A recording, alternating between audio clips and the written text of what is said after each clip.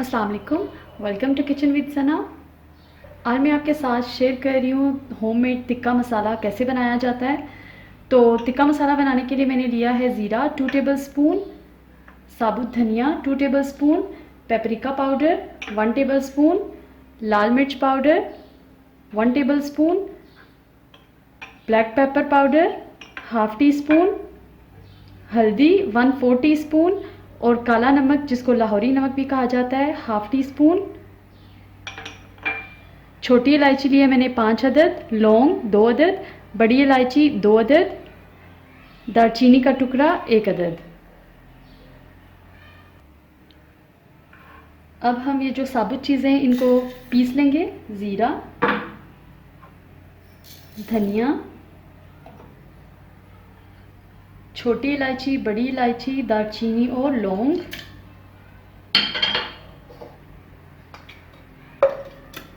इनको हम पीस लेंगे।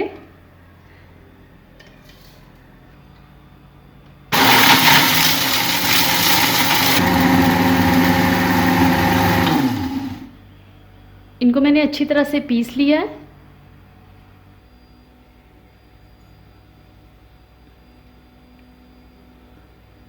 इनको हमने अच्छी तरह से पीस लिया है। अब हम अपने बाकी के जो पाउडर मसाले हैं इसमें मिक्स कर लेंगे।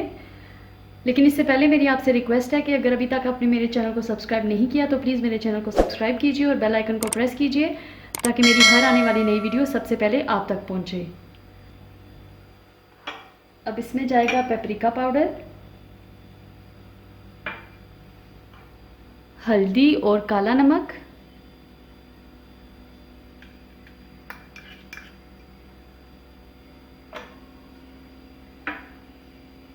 ब्लैक पेपर और लाल मिर्चों का पाउडर। इन सारी चीज़ों को अच्छी तरह से मिक्स कर लेंगे।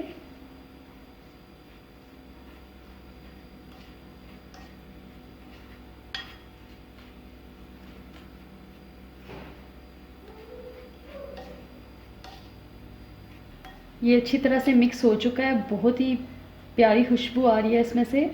आप इस रेसिपी को ज़रूर ट्राई कीजिएगा, बिल्कुल ऐसे ही बनाइएगा जैसे मैंने बनाया है। वीडियो अच्छी लगे तो लाइक और शेयर कीजिए। फिर मिलते हैं एक नई रेसिपी के साथ। अल्लाह हाफिज़।